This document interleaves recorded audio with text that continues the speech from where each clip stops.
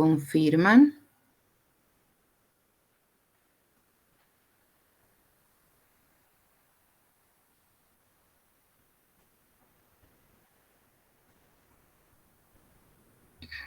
Creo que sí, un flujo de gas 51.4 millones de pies cúbicos estándar día.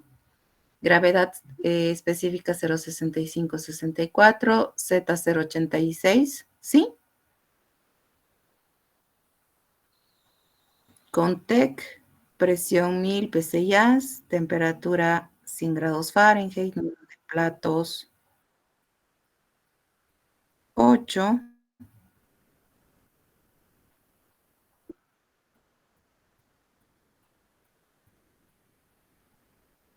Temperatura de aproximación 10 grados Fahrenheit.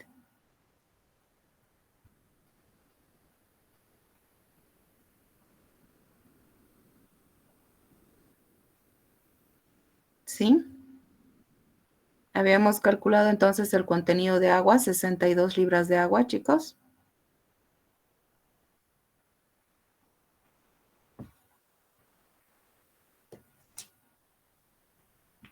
¿Es este el ejercicio? Por favor, si me confirma.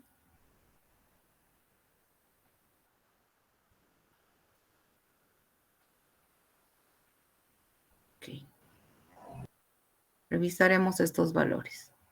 Sí, creo que sí leímos 62 libras de agua. Asumimos especificación de transporte para la salida. Contenido de agua a remover 55 libras de agua, ¿cierto? Temperatura de rocío, leímos 31. 32 era. 32, ok.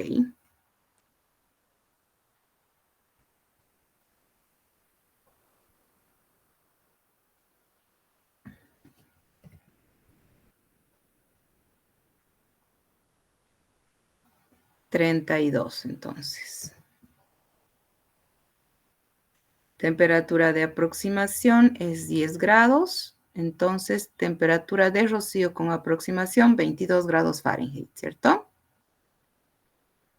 Número de platos teóricos, 2. Para plato de burbujeo, con 25% de eficiencia. La relación de contenido de agua a remover respecto al contenido de agua que entra, 0,89 en nuestra lectura, chicos. Perdón, sí es cálculo. Sí, está bien. 0,89, muy bien, gracias. Luego, porcentaje en peso del TEC o concentración del TEC, 98.5 con la figura, ¿cierto? Con la gráfica. Ya teniendo entonces estos valores de la relación de contenido de agua a remover, el número de platos teóricos y la temperatura de rocío con aproximación o el dew point en equilibrio, leíamos de la gráfica la rata de circulación del TEC 2.52. ¿Sí? Sí, Inge, esa es. Sí, está bien. Perfecto. Calculamos la rata mínima o el galonaje, entonces, del TEC en la contactora, ¿no? Con el caudal del gas a tratar, el contenido de agua a remover, la rata del TEC por libra de agua y convertimos a galones por minuto, 4.974 galones por minuto. Hasta ahí estábamos, ¿cierto?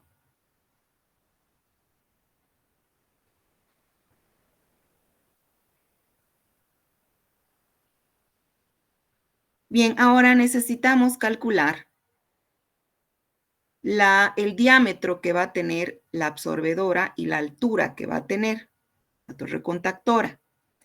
Y nos piden para platos de burbujeo y para empaque estructurado. Entonces, primero hacemos para platos de burbujeo, como vemos acá, plato tipo burbuja.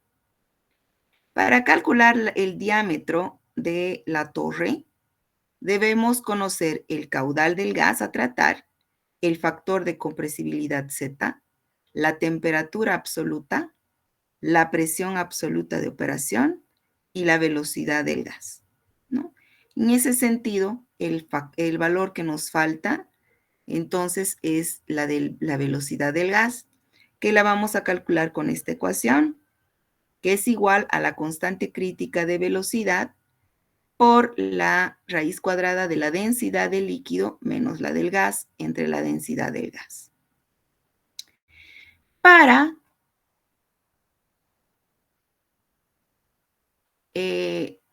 determinar entonces la constante de equilibrio,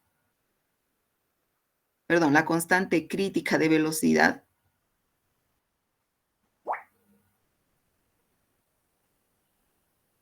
nosotros necesitamos nuestra tablita,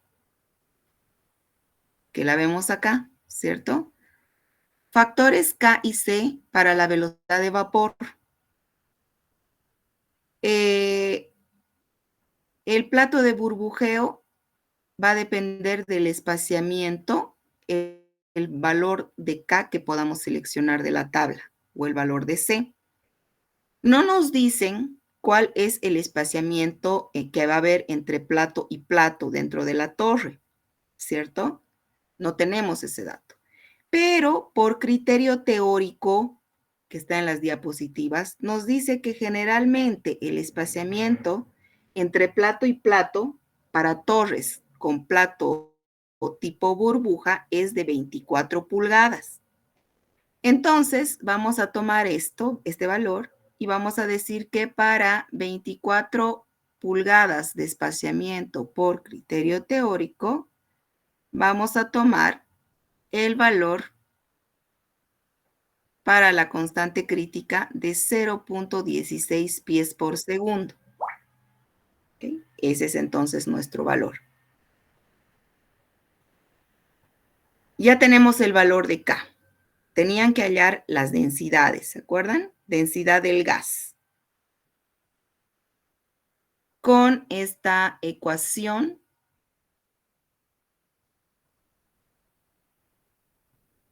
podemos calcular la densidad del gas. 2.70 por la presión por la gravedad específica entre T por Z, ¿sí? ¿Por qué elijo esta y no la que utilizábamos, presión por el peso molecular entre R y TZ? Porque mi dato que yo tengo para el gas, mi dato del gas es la gravedad específica y el factor de compresibilidad, ¿no? Entonces, por esa razón, utilizo yo esa ecuación.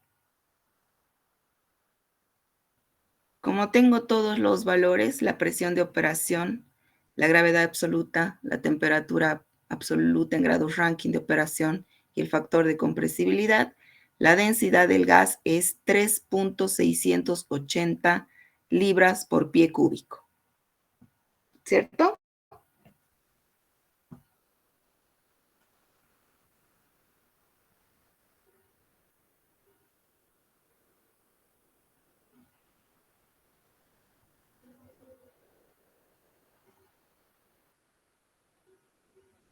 Tenemos.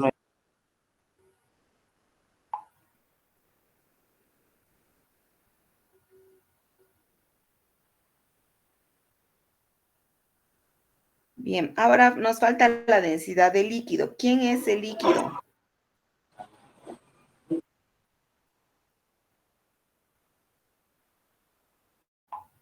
Inge, una consultita, la densidad del gas no me sale el mismo que usted sacó. A ver, es 2.70 por la presión que es 1000. 1000 PSI, H7, ¿está bien? Por la gravedad específica del gas, que es 0.6564, perdón, H5, ¿está bien? Entre Z, que es H4, por la temperatura absoluta. O sea, esto en grados Rankine, ¿cierto? 560 Rankine.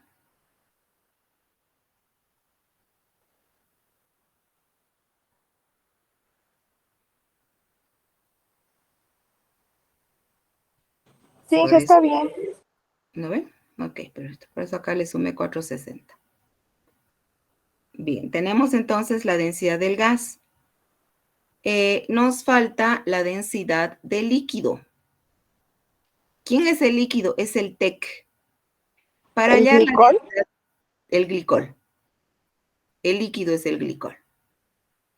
Entonces, para hallar la densidad del glicol, lo hacemos con gráfica. Y les dije, tenemos diferentes gráficas para la densidad de soluciones de glicol, para el dietilén, para el etilén, y aquí está para el trietilén. La figura 2032. En esta figura tenemos la temperatura de operación en grados Fahrenheit en el eje X y tenemos la densidad relativa, o sea, la gravedad específica del TEC. Y tenemos curvas de concentración. Entonces, lo que debemos nosotros, los datos que debemos ingresar a esta figura es la temperatura, que es 100 grados Fahrenheit de operación, y la concentración es 98.5, ¿cierto? Entonces, aquí yo tengo 90 y 100. Aquí para 90, la mitad 95 y un poquito más arriba 98.5.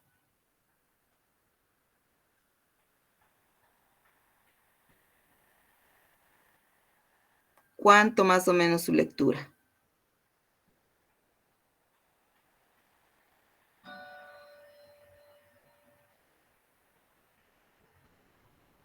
¿1.108?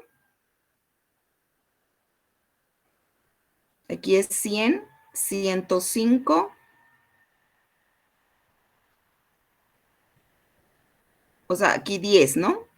10, 1.10, 1.105, 1.11. Está más que 10.5. Si me corroboran, por favor, entonces esta lectura. 1.108.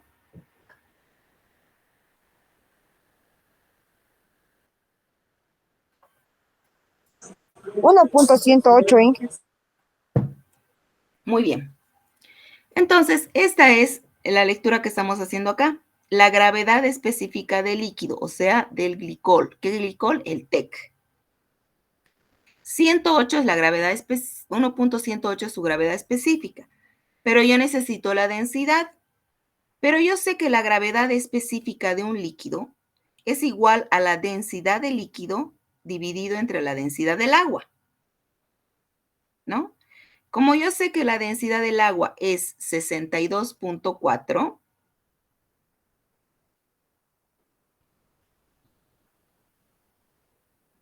¿cierto?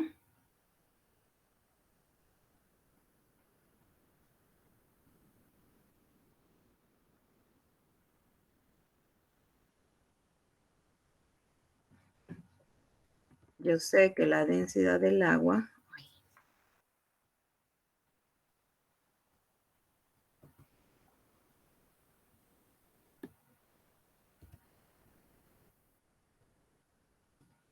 es 62.4 libras por pie cúbico. Entonces voy a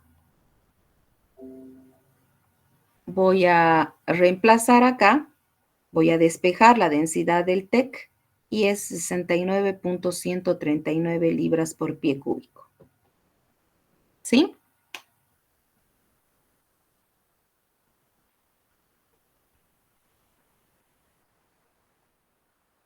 Tengo las dos densidades, del gas y del líquido.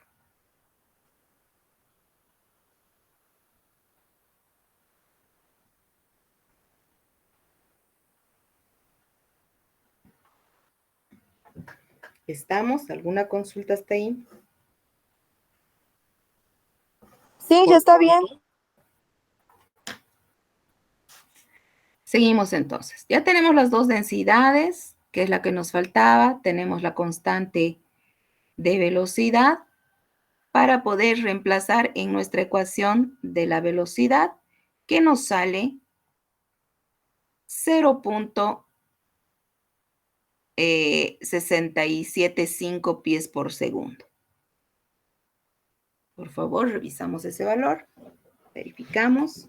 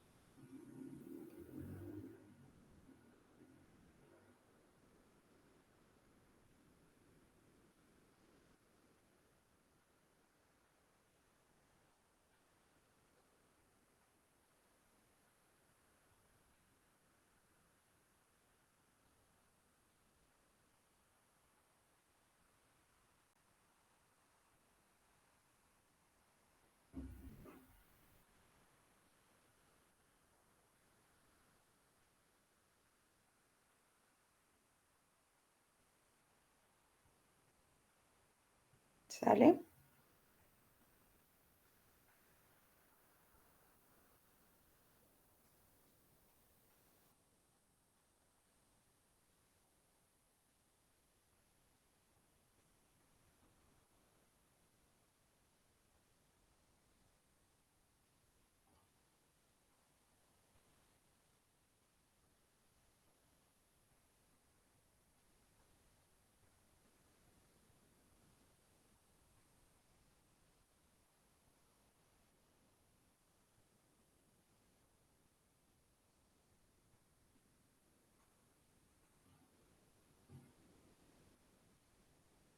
Sí, Inge, está bien.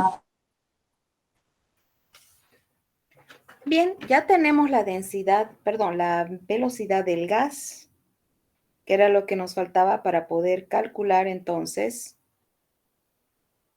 el diámetro de la torre para plato de burbujeo. ¿Sí? Reemplazamos nuestros valores. Caudal 51.4 millones de pies cúbicos, estándar día. Factor de compresibilidad 0.86. Temperatura 560 grados Rankine. Presión 1000 psi. Velocidad del gas 0.675 pies cúbicos por segundo. El diámetro entonces nos da en pies, poniendo las unidades de todos los factores involucrados en la ecuación. 46.68 pies.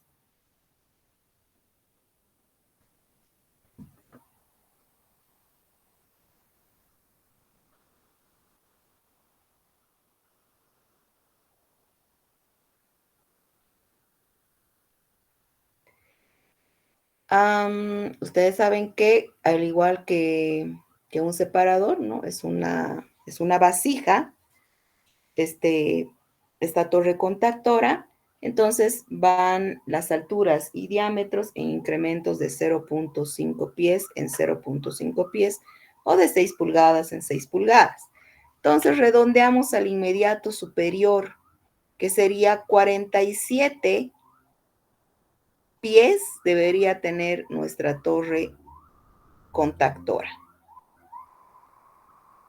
Expresado en pulgadas, 576 pulgadas de diámetro.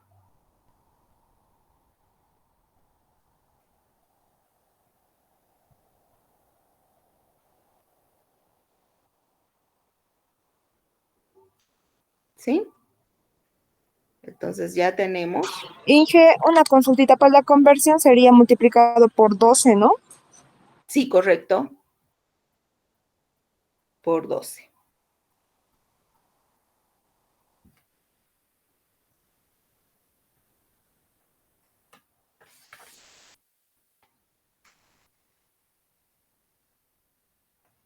Entonces tenemos si el diámetro de... 564 no sería, Inge. A ver. Ah, es que tengo aquí 48, perdón, sí.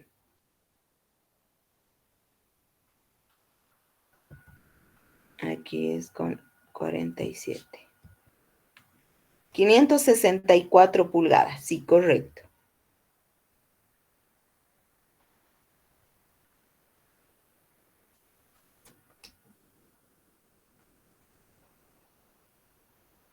...564 pulgadas de diámetro. Y ahora entonces, la altura para esta torre. La fórmula nos dice que la altura para platos, una torre de platos, es igual al número de platos reales o de tapas reales por el espaciamiento que hay entre cada uno de estos, ¿no? Recordemos que por criterio teórico,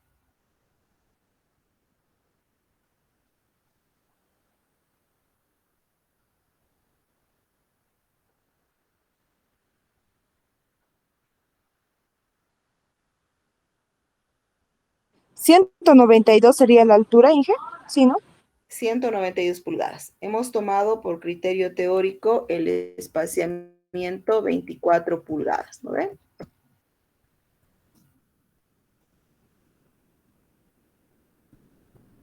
Número de platos reales es 8 por 24 pulgadas de espaciamiento, entonces 192 pulgadas en la altura de la torre, expresado en pies, 16 pies de altura.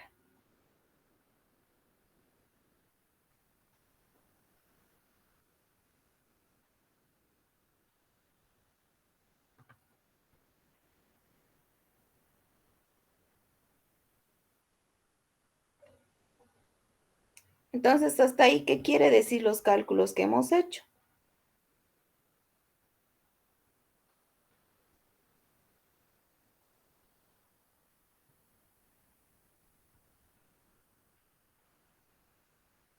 Acá entonces, en nuestro pequeño esquemita, tenemos una corriente de gas natural, húmedo e hidratado. 51.4 millones de pies cúbicos estándar día va a ingresar a una torre contactora con TEC a 1000 PSI de presión y a 100 grados Fahrenheit de temperatura. Va a estar esta torre. Para deshidratar, para remover, este gas tiene 62 libras de agua, tiene que salir con 7 libras de agua, se tienen que remover 55 libras de agua.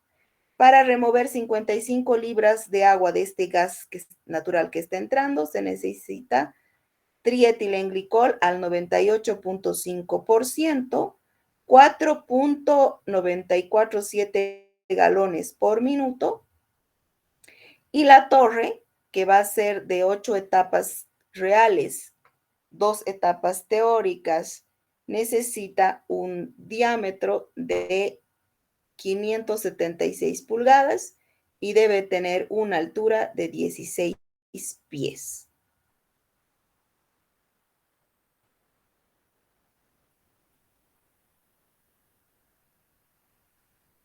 ¿Cierto? Entonces, por la parte superior ya va a salir gas deshidratado con la especificación dada para el contenido de agua, y por la parte inferior va a salir lo que es TEC rico, el trietilenglicol rico, ya con, después de haber absorbido el agua que tenía este gas.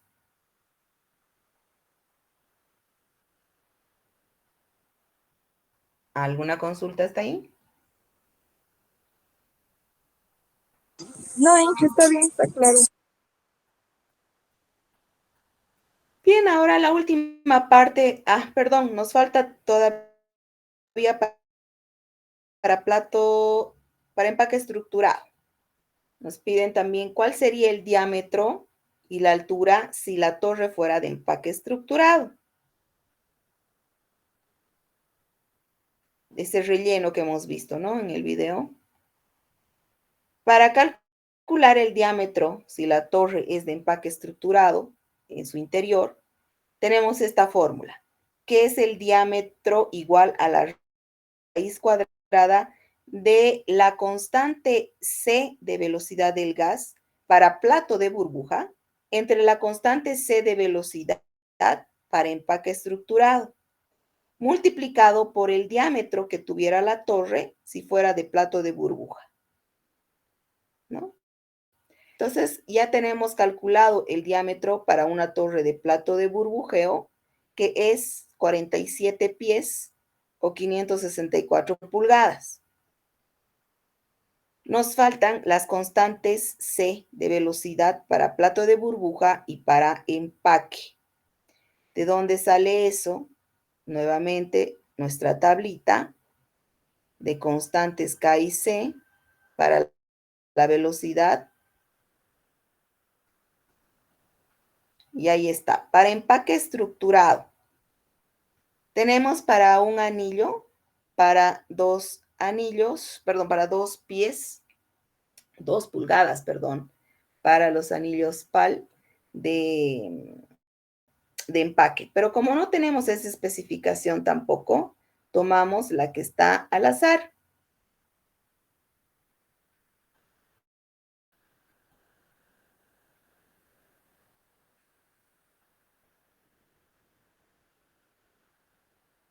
Y la constante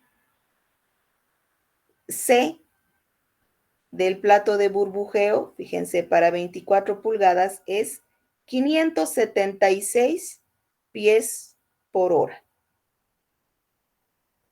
Y para empaque, aquí tenemos un rango de 1080 a 1440. Esto nos dice que depende de la densidad del empaque y del proveedor, ¿cierto? Bien, no tenemos mayores detalles. Ahí también tenemos que emplear el criterio teórico. Si bien tenemos un rango, como criterio teórico nos dice que generalmente se utiliza para un empaque estructurado al azar, donde esto no está determinado, las pulgadas de los anillos, 1260 pies por hora.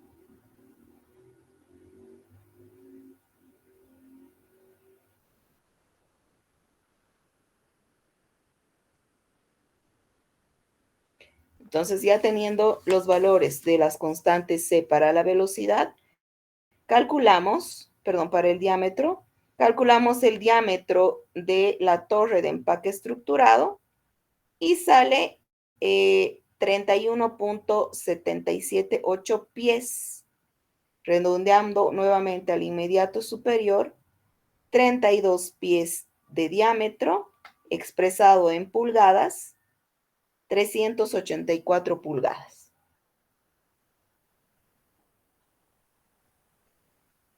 Perdón, sí, 384 pulgadas.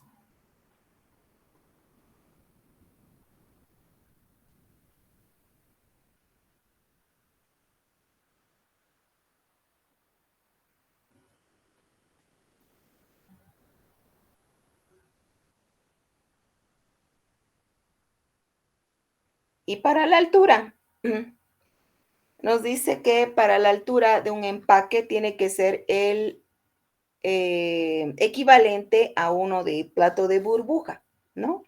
Entonces, esto va a ser igual al número de platos teóricos por 60 pulgadas por cada plato teórico, ¿no? Entonces, tenemos de número de platos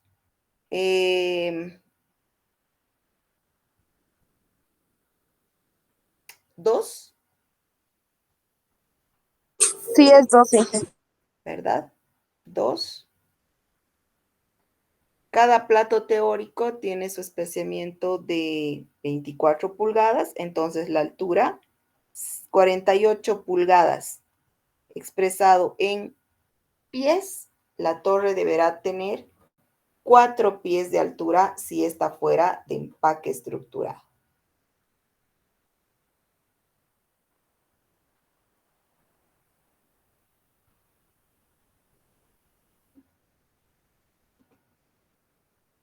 ¿Y qué sería dividido entre 24?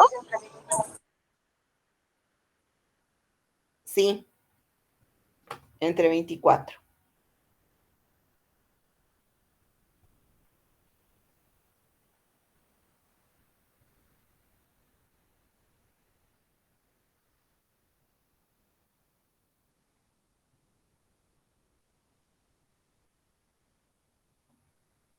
No me sale el mismo dato, hija. A ver, C24, un segundo.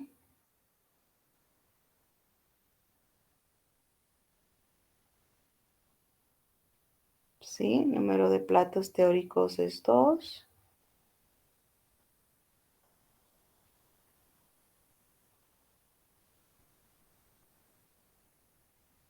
Dos por 24. ¿Está bien? 48 pulgadas. El 60 ya no se multiplica, Inge.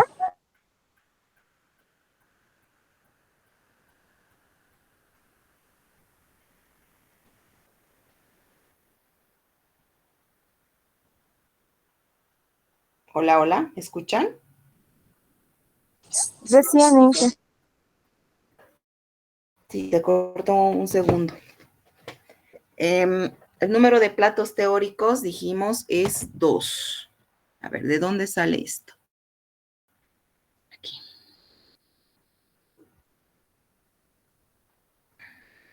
Inge, una consultita. Sí.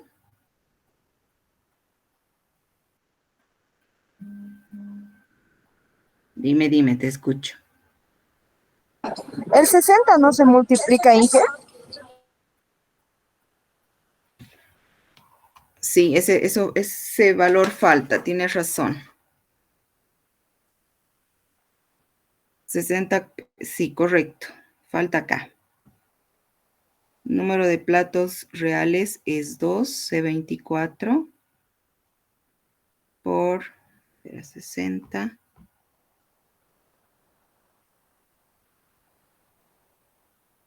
Su equivalente, eso es su equivalencia.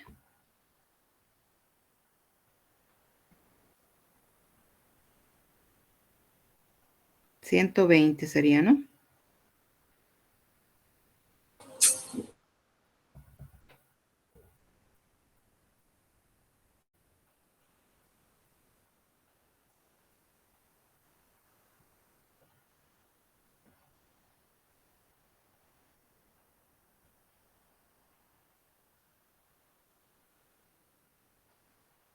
Pero ahí falta dividir el plato teórico, Inge. Lo que pasa es que es una equivalencia. El espaciamiento entre plato y plato. A ver, espéreme un segundo, voy a buscar.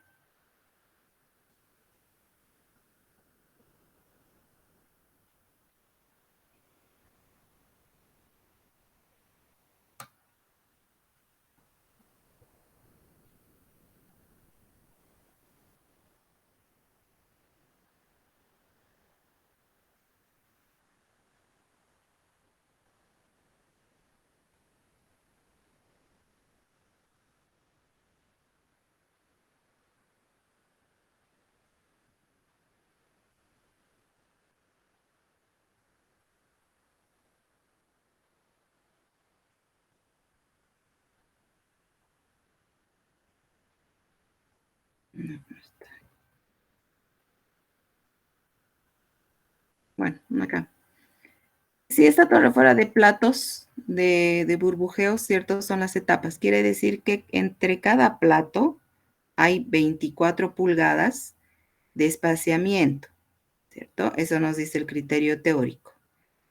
Su equivalente sería una de relleno.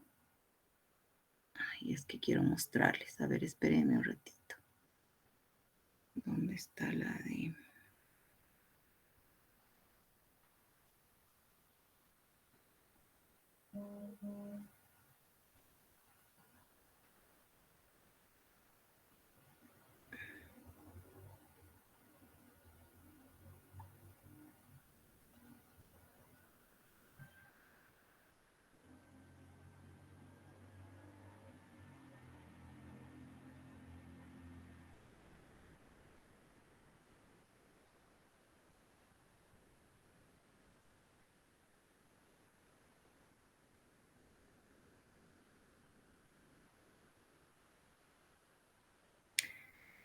A ver, esa es la de relleno, si se acuerda. ¿Qué es una columna de relleno? Veamos de nuevo una columna de platos con flujo cruzado. Ahí están El el líquido espaciamiento baja que por la habría entre columna, plato y plato, ¿cierto? Si fuera de burbujeo. Ahora, en tanto que el relacionado con el vapor otro, asciende por esta.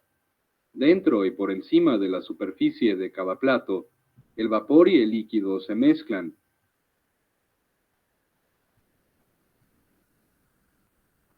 ¿Es posible obtener este mismo proceso con una columna de relleno?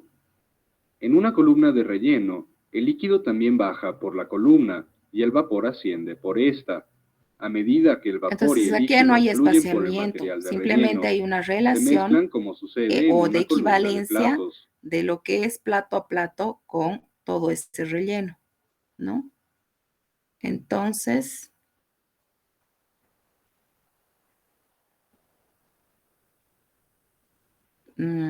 por eso acá en la ecuación justamente es número de platos reales por 60 pulgadas, equivalente a cada plato teórico.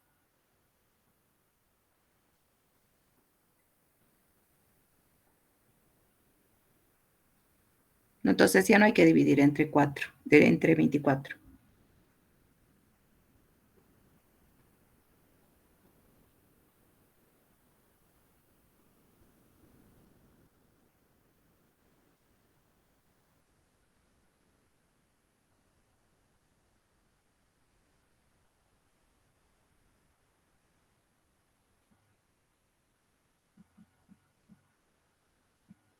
¿Sí? Eso es 60 por plato teórico, es la relación, la equivalencia. No hay que dividir entre 24.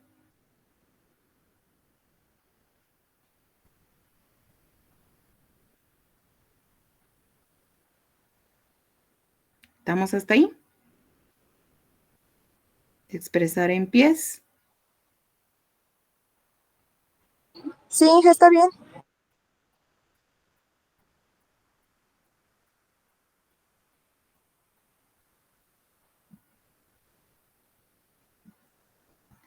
Hasta ahí entonces la etapa de la torre contactora. ¿Cuánto de agua hay que remover? ¿Cuánto de glicol se necesita? ¿Qué concentración? ¿Qué altura? ¿Qué diámetro necesita la torre? Y demás. Luego vemos la parte de la regeneración, porque nos pide cuál es el duty del rehervidor, ¿cierto? Y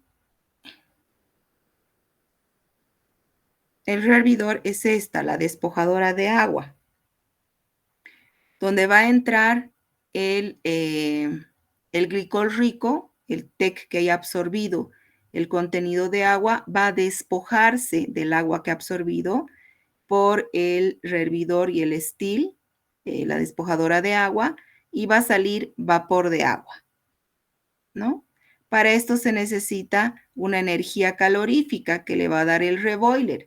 ¿Cuál es esa energía calorífica? Eso es el calor o duty del hervidor, ¿no?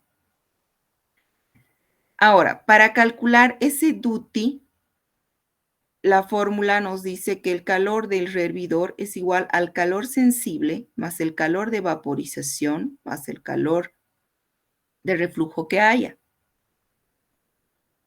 Después les explico por qué por 1.1. Entonces, debemos calcular primero cada uno de estos calores, cada uno de estos duties, el sensible, el de vaporización y el de reflujo. Para hacer este cálculo, tenemos que basarnos en 1 galón de TEC. ¿Cómo va a ser, o sea, la energía, el duty que necesita para regenerarse 1 galón de TEC? ¿Sí? ¿Estamos? Inge, ese dato es fijo para cualquier ejercicio. Sí, sí. El que está en rojo es constante, es base de cálculo.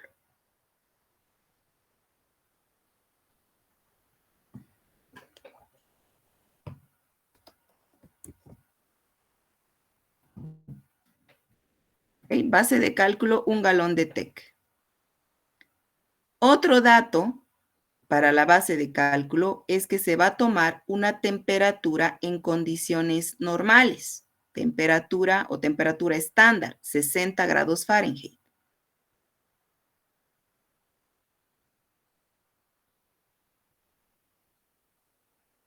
¿Ok? Esos datos son muy importantes entonces como base de cálculo para calcular los duties que necesitamos. Entonces vamos por partes. Primero necesitamos calcular el calor sensible. Vamos a ponerlo con azulito. La fórmula para este calor es igual a la masa o flujo másico por el calor específico o capacidad calorífica por la variación de temperatura. ¿Cómo vamos a calcular estos valores?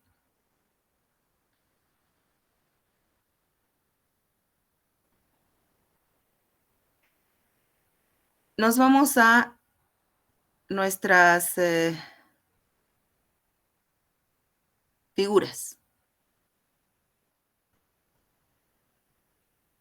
¿Recuerdan la figura con la cual calculamos la gravedad específica del glicol?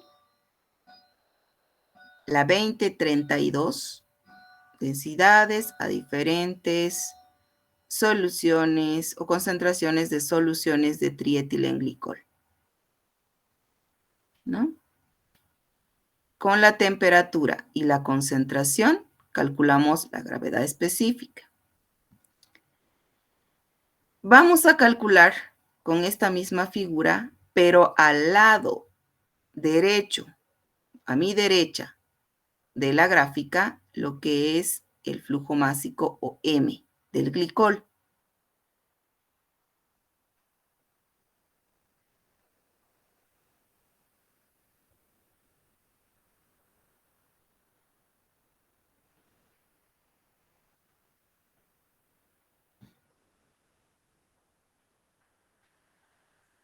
Aquí vamos a calcular lo que es M, ¿sí?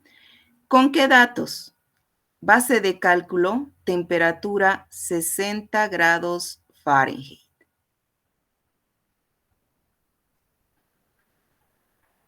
La concentración, eso no varía, 98.5 aquí arriba.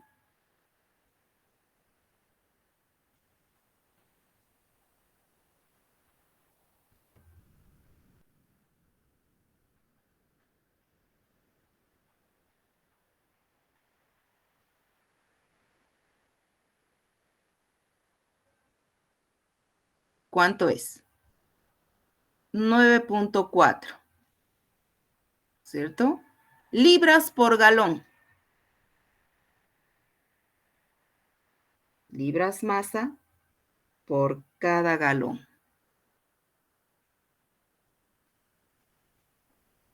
¿Estamos? Ya tenemos entonces la masa del glicol por galón de TEC. Luego necesitamos calcular ¿qué? La capacidad calorífica CP. ¿De dónde vamos a calcular CP? De la figura 2038 nos dice. Tenemos, después a partir de la 2036, aquí está, capacidades caloríficas para diferentes soluciones de etilenglicol. Para dietilenglicol y para trietilenglicol, ¿no? Entonces, la 2038 es la que vamos a utilizar. En el eje Y, ahí está, capacidad calorífica en BTUs por libra grado Fahrenheit. Y en el eje X tenemos la temperatura en grados Fahrenheit y las curvas son concentraciones, porcentaje en peso.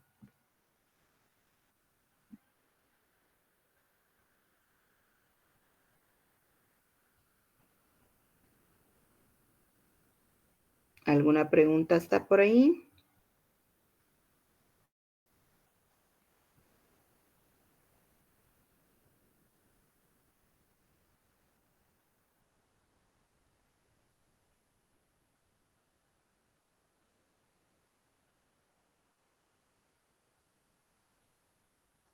Inge, ¿podría volver a explicar esa parte?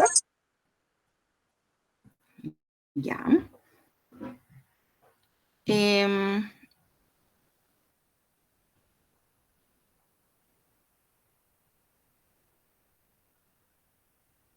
acá en el eje Y, lo que leemos es capacidad calorífica, ¿sí?, del glicol.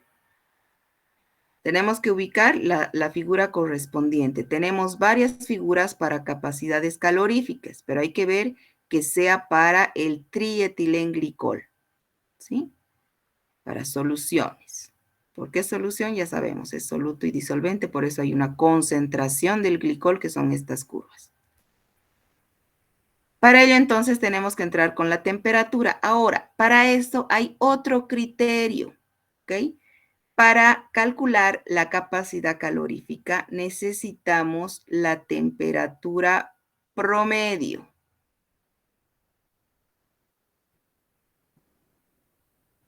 ¿La temperatura promedio de qué? Si ustedes recuerdan los datos que tenemos en el enunciado, nos dice que para la despojadora de agua, la carga a la despojadora entra a 280 grados Fahrenheit y la del hervidor es 370 grados Fahrenheit. Entonces tenemos dos temperaturas en el hervidor.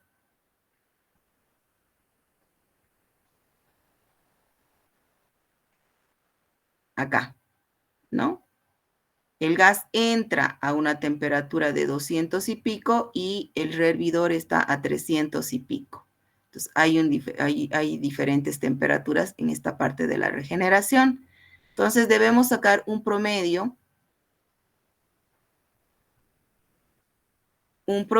de esas temperaturas, ¿no? De la temperatura de la despojadora de agua más la del hervidor entre dos nos da 325 grados Fahrenheit como temperatura promedio.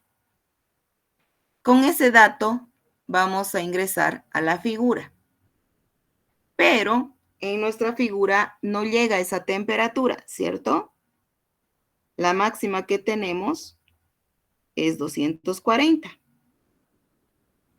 Por lo que entonces debemos hacer una extrapolación.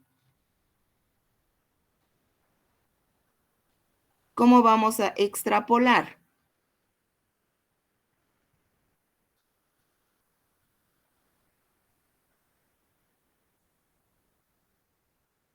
Tenemos las temperaturas. Nosotros de dato, o sea, para nuestro cálculo, la temperatura promedio es 325 grados Fahrenheit. Y necesitamos saber cuál es la capacidad calorífica a esa temperatura. Pero de la tabla solamente podemos leer cuánto es a 240, ¿sí? Y cuánto es a 220. Los dos valores inmediatos anteriores a la temperatura que yo quiero calcular, ¿sí? Antes de 325 tengo 240 y tengo 220. Pero puedo leer entonces cuál es la capacidad calorífica para esos valores. Para 240, que está acá, tengo que yo intersectar la curva de la concentración, que es 98.5. Aquí yo tengo la de 80, tengo la de 100, La mitad es la de 90. Entre 90 y 100, la mitad 95. Y más abajo, aproximadamente 98.5, casi 99. ¿Sí? Entonces, para 240 y 98.5 de concentración, mi lectura de CP es ¿cuánto? 0.6, aquí va 60 y aquí va 65. 61, 62, 63, 64, 65. ¿No? Entonces, aproximadamente yo he leído 61.7, casi 62, ¿no? Porque 62.5 estaría aquí en la mitad. Está bien, Inge. ¿Verdad? Y lo propio hago para 220. 220 hasta mi concentración de 98.5 y leo 0.61.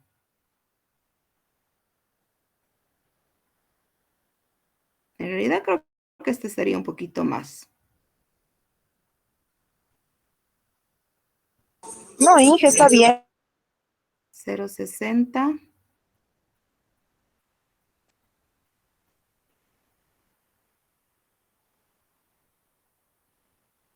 Sí, está bien. Porque este está un poquito chueco. Ahí está eso. Ahora sí. 0.61. Bien, entonces hacemos nuestra extrapolación. 325 menos 220 entre x menos 0.61 va a ser igual a la diferencia de 240 menos 220 dividido entre 0.617 menos 0.61. ¿No? Entonces hago mis cálculos. Despejo x y sale que es 0.647. ¿No? Y verifico, evidentemente, tiene que ser mucho mayor al valor de la capacidad calorífica para 240. Entonces, para 325, la capacidad calorífica va a ser 0.674. ¿No? Esto es entonces CP.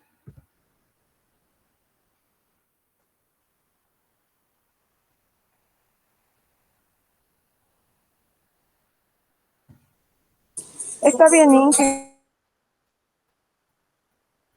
Gracias, corazón. Entonces, este es el CP. Unidades BTUs por libra grado Fahrenheit.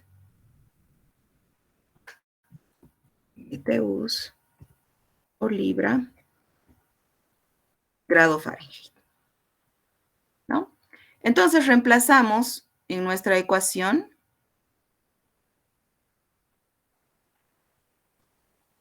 Voy a minimizar un poquitín. Reemplazamos todo en nuestra ecuación. M por CP por delta T. Copiar.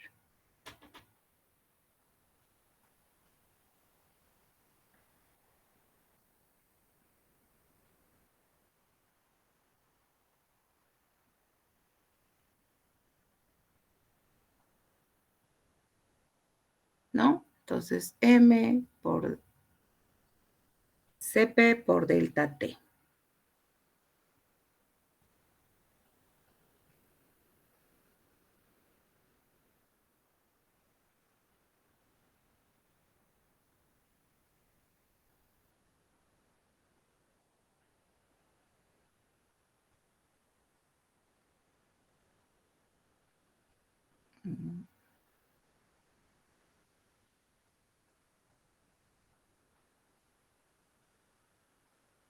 Inge, ¿cuánto sale?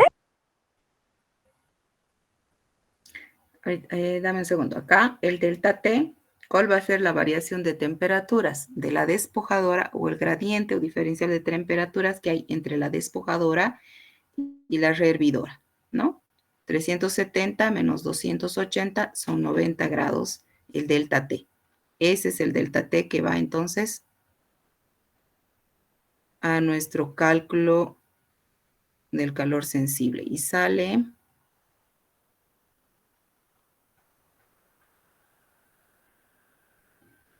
547.4, ¿sí? Correcto, Inge. Muy bien, gracias. Manejando las unidades entonces correctas. Recordamos acá que teníamos libras por galón de TEC, CP está en BTUs por libra grado Fahrenheit, libra con libra se va a ir, grado Fahrenheit con grado Fahrenheit se va a ir y nos va a quedar en BTUs por galón de TEC. La energía calorífica que se necesita, el duty BTUs por cada galón de TEC que va a entrar a la despojadora, ¿sí? Ese es el calor sensible que se requiere.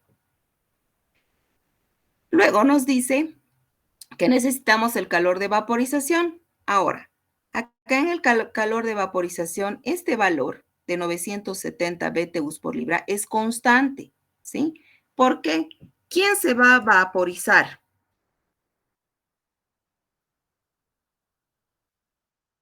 Va a entrar glicol rico.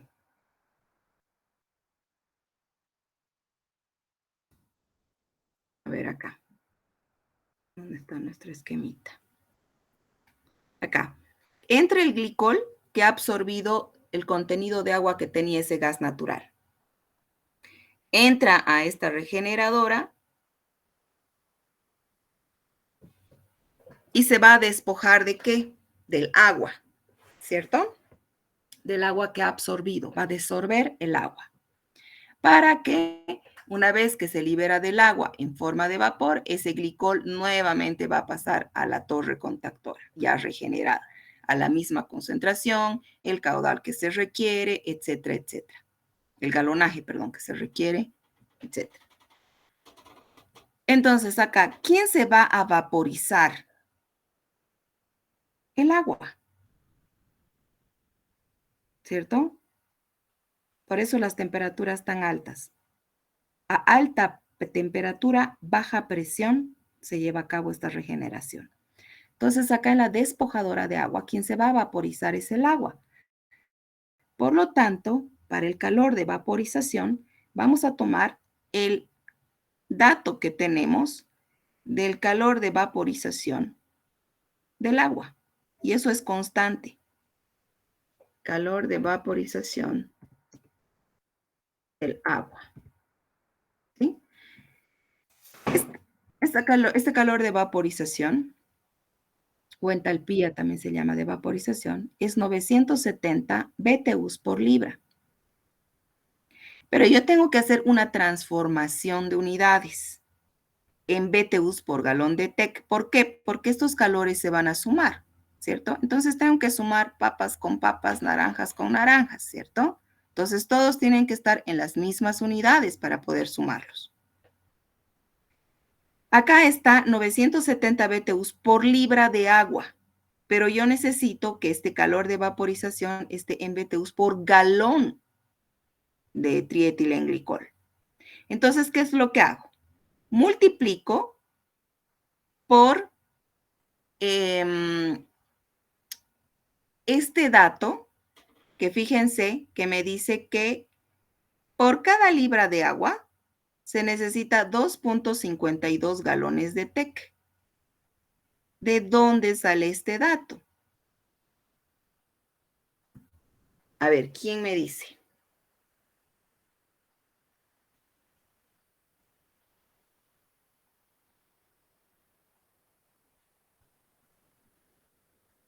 Dos puntos sobre su examen.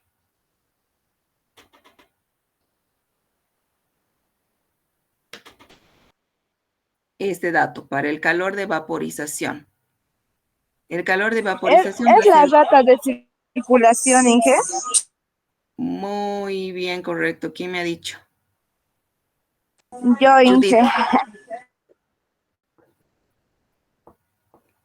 Muy bien, Judith, claro, perfecto.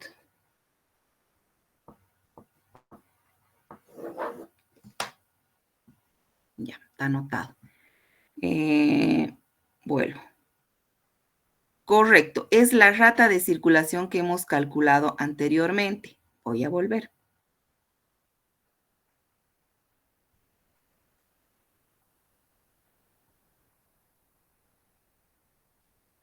Ahí está, ¿no? De la figura, con la concentración, el número de platos teóricos y la temperatura de rocío con aproximación, determinamos que la rata del TEC va a ser de 2.52 galones de TEC para remover cada libra de agua. Entonces, este dato es el que nosotros necesitamos para tener el calor de vaporización del agua. Por cada libra de agua que se vaporice, por cada libra de agua en el gas, perdón, de nuevo, por cada libra de agua que se vaporice en la corriente de TEC en la despojadora, se tienen 2.52 galones de TEC. ¿Sí? Entonces de ahí sale. 2.52 galones de TEC por libra de agua que se va a despojar, que se va a vaporizar. Entonces, libra de agua con libra de agua se va y lo que nos queda es justamente 384.9 BTUs por galón de TEC que se necesita como duty de vaporización o calor de vaporización para despojarse de agua el glicol.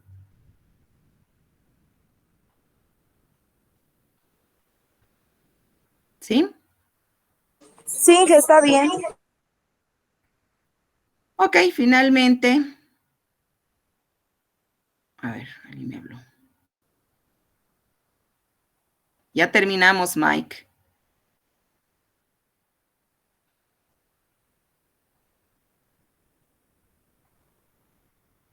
Finalmente, lo que nos falta es el calor de reflujo. Y este calor de reflujo es el 25% del calor de vaporización, ¿no? Entonces, como ya calculamos el calor de vaporización,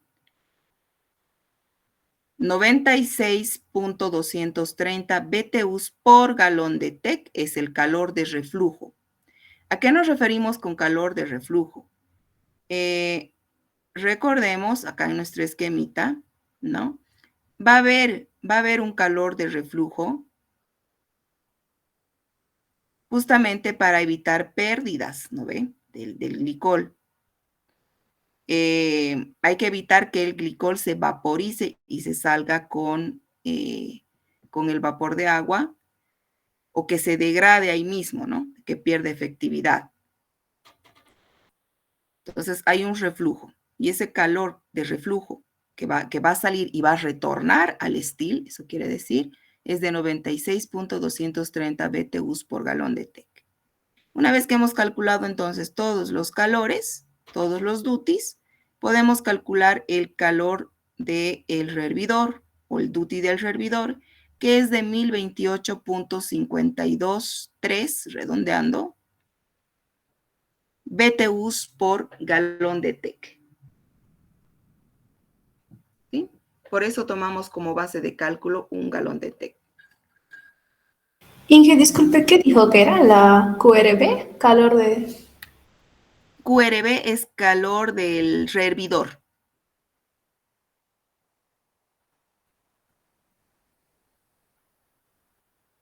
O del reboiler, es lo mismo. ¿No? Es este. El calor que se necesita acá para la despojadora de agua. ¿Cuál es la despojadora? Este es steel. Y aquí se tiene un reflujo, ¿no? Para evitar justamente esas pérdidas de calor. El calor del reboiler o del hervidor es lo que estamos calculando.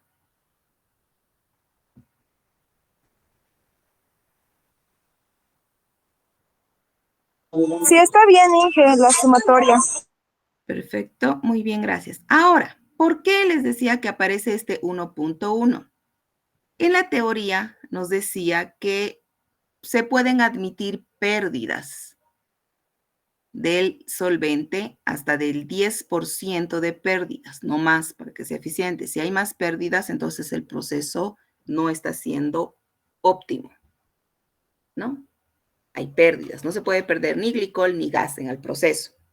Pero como nada es al 100% de eficiencia, entonces se admite este margen de pérdidas. En el rehervidor, entonces, asumiendo de que va a haber el 100%, 1, se le suma este porcentaje de pérdidas, 10% o 0.1.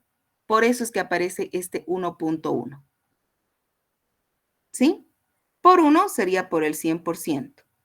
Pero como va a haber pérdidas, necesitamos un 10% más por 1.1, 1131.364 BTUs por galón de TEC sería el duty que se requiere para la regeneración del glicol, manejando esas temperaturas en el rehervidor y el reboiler. Pero en la despojadora y en el rehervidor.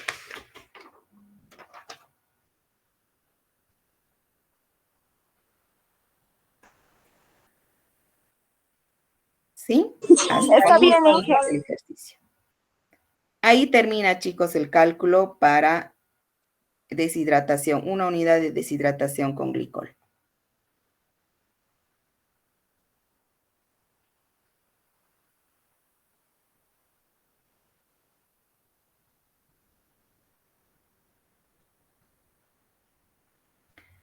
Bien, entonces,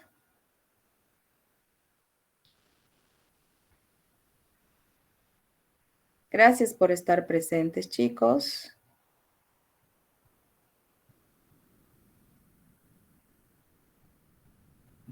Hasta luego, Inge. Hasta luego, buenas noches. Buenas noches, Inge. Hasta luego, ingeniero. Hasta luego, Inge. Hasta luego, hasta el martes.